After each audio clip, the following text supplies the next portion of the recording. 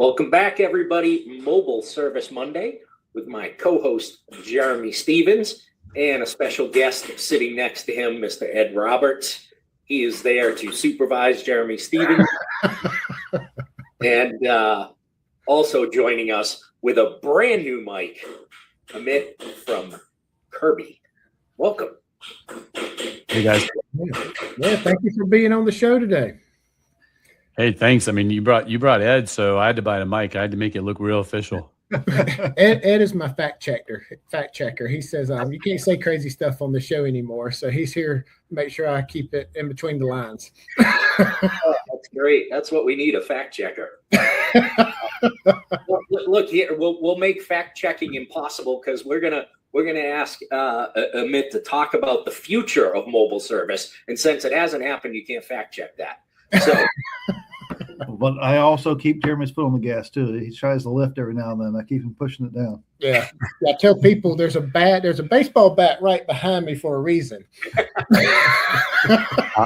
I've seen that baseball bat. I've actually had it pretty close to me last time I was there. So yeah, I get you.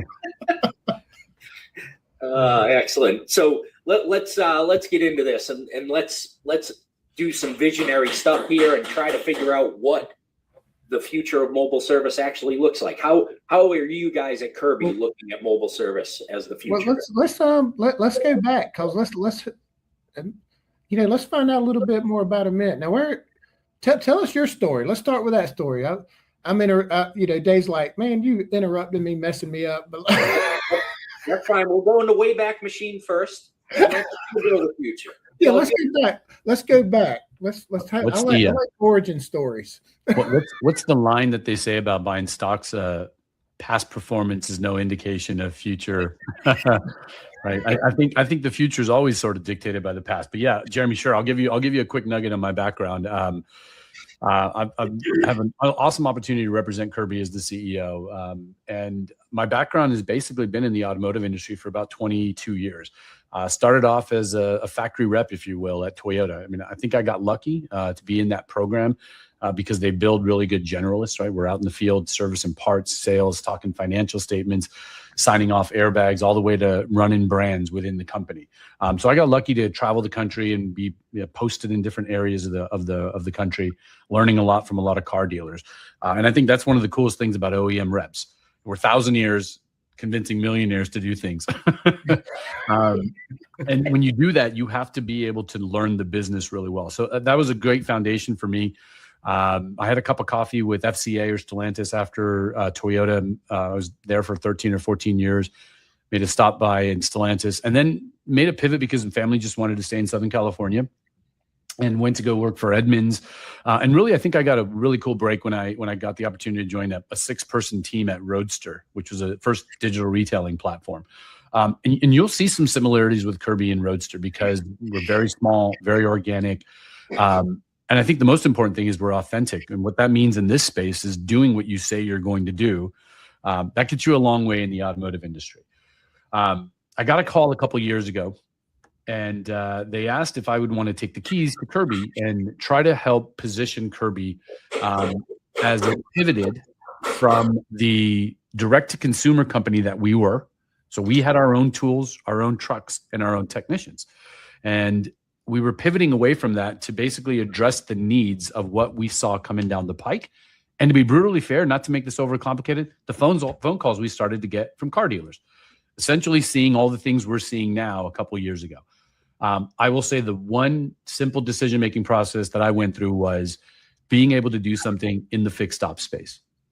It was mission critical to me to be able to do something on the side of the business where I believe the attention wasn't there, and it actually is the engine that drives the car. And so to be able to come into fixed ops with a brand, with something that was a little bit more novel that you guys know quite a bit about, which is just this convenience factor of mobile service. So that's the story. I get to work with an amazing team over here. I get to work with a bunch of cool dealers. And as we're going to talk about in a few minutes, now we're starting to work with a lot of manufacturers on this also. That's cool. I never knew that you were a Toyota rep. So that's pretty cool.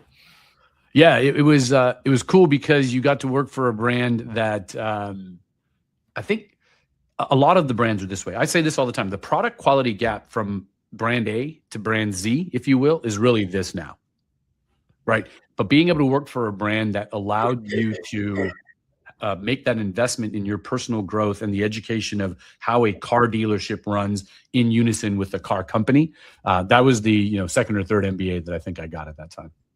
That's cool. Nice. All right, Dave. Now that we're all messed up and sideways, now you can ask your question. Now can we talk about the future, please? But it's not even here yet. I know, but the past goes too far back for me. I can't remember all that. So I'll give you this nugget, Dave, Jeremy, and Ed. The future is always a version of the past, right? For the most part, when Kirby does a demonstration of our platform, regardless of what a dealer said, every dealer said, you can skip the slides, show us how it works. We always sneak in 6 or 7 slides to set the table. But the first slide that we have with our history is a slide that shows a picture of Chrysler and Cadillac doing mobile service in the 1920s with Harley Davidson sidecars and tools. Because a lot of mobile service was offered back then when the footprint of car dealerships wasn't anywhere near what it is today. And so this thing that we're talking about that's brand new that you guys have been doing for 10, 12 years really is pretty rooted in just the fundamentals of customer service and retention and things of that nature. But I'll put a comma there, and I'll just give you maybe 2 or 3 lines of what the future we believe it is. And obviously we have a biases in this, but it's not a biases, it's a subject matter expertise. This is what we do. We're a mile deep in this industry right now. And I think what we're seeing is, it's actually funny because as I'm about to say it, I'm thinking about 45 minutes ago because I was almost late because I went to go drop my car off at the dealership. And when I went there, the loaner car wasn't ready. And so I came back today because I knew I needed to be on this podcast. And so if you just think about mobile service, this dealership, and I'm not going to out the brand, this dealership does not have it. And believe me, every time I go in there, I leave a business card. Just call me. I know a guy that services those too, though. You didn't even hear the brand, but I love the fact you just said that. So if you think about the future is not whether or not it's me in my position, a single mom at home who's on a Zoom that's got 2 kids in the background that needs to take care of this, people who don't have the ability to leave their homes, or at the end of the day, the folks that just don't want to do any of this stuff, they're going to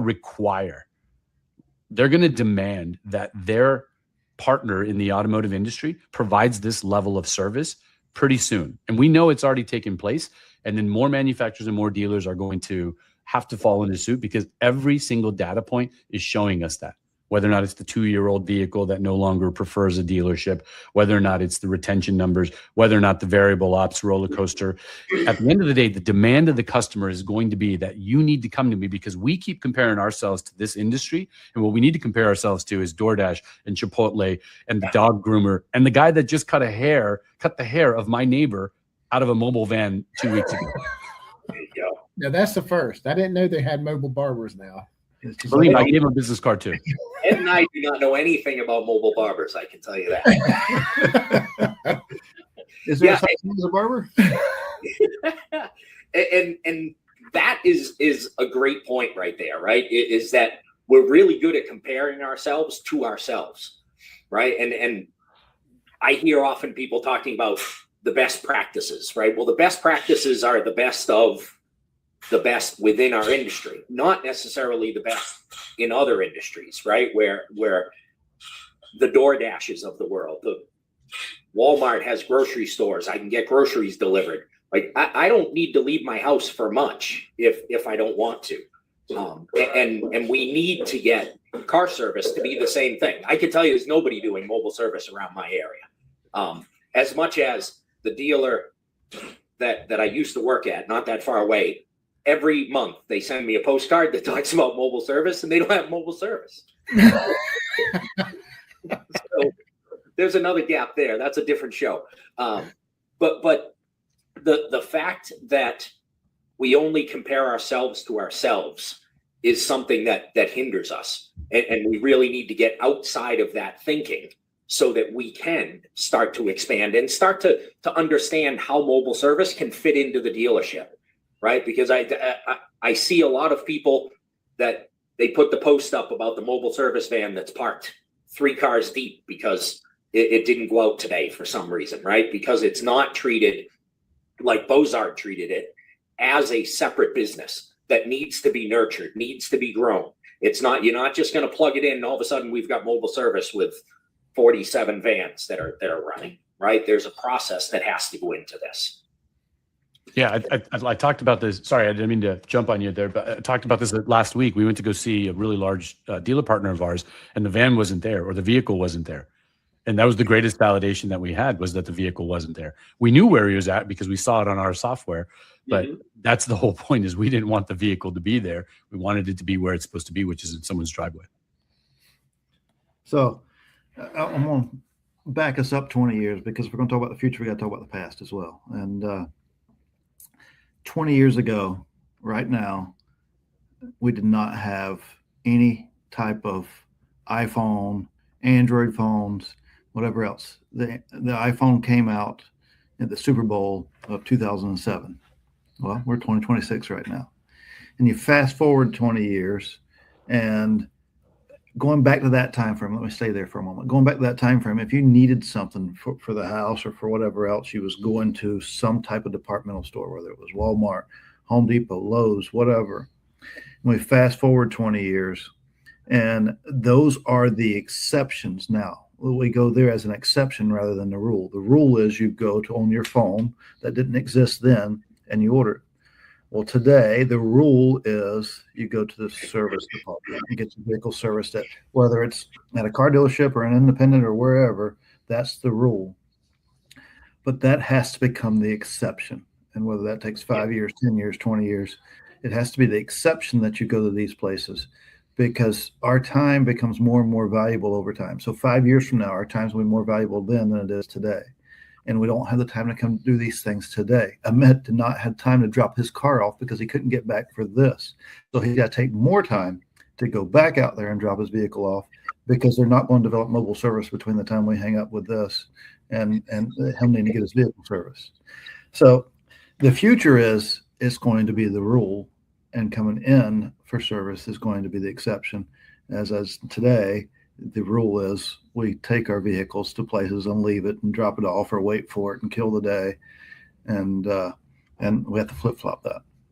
It is, because we just met with Bo Bozart, Ed and I, and he made a comment, because I'm getting old and I don't realize it until somebody young says something. And he says, people born past me only knows Amazon. And I'm like, crap, that just dawned on me. I was like, oh shoot, that's right. People grew up with Amazon, where we grew up with the Sears catalog. Actually, even more 4 to 6 weeks for it to get here. Even a more fundamental shift, right? Because I think one thing that fixed ops has always been really good at is, look at the term. The reason it's fixed is because your UIO. Right? You don't have to sell any cars to have any more business this month or next month. So I think fixed ops has always been much more data driven. Excuse me. It's been much more predictable. You can measure your business. You can forecast your business because there's a fixed UIO in a PMA.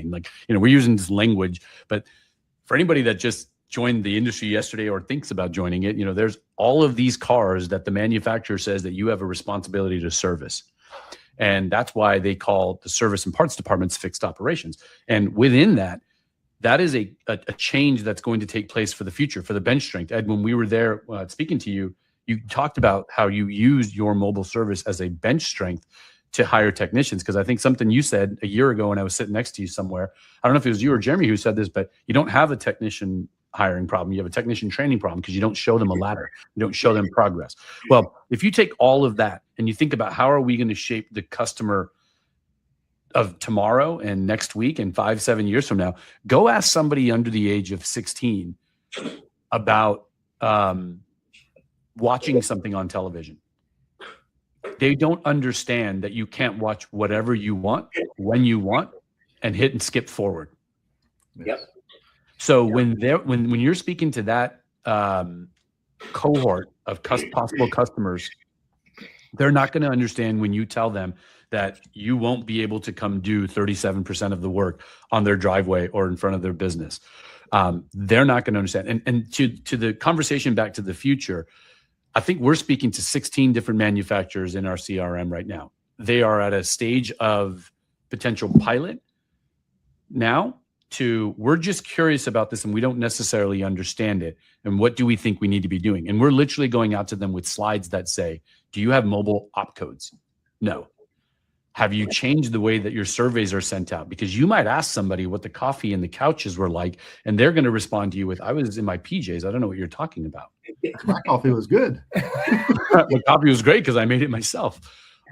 There's so many fundamental things that OEMs need to do, but OEMs are cruise ships in the lake. Us and you as the dealers, we're the speedboats, and we have to show the way of how this takes place so that the manufacturers get on the same page when they're merchandising this, when they're offering this as a tool. And then at the end of the day, it comes back to the sales organization to use it as a value proposition to buy a car from me. I mean, I don't got to tell you guys, I mean, you're a town of 15,000 people and you're one of the largest Ford dealerships in Florida. It doesn't happen by chance, right? Your mobile service vehicles are selling you cars. Absolutely. One of the largest in the country, and there's no reason for that. Every Ford dealer around us should outrun us. But we don't look through, they're not looking through the lenses that we need to look through. And if we look through those lenses, then it becomes clear what mobile needs to be tomorrow. And that is servicing customers on their terms rather than ours. It isn't about us.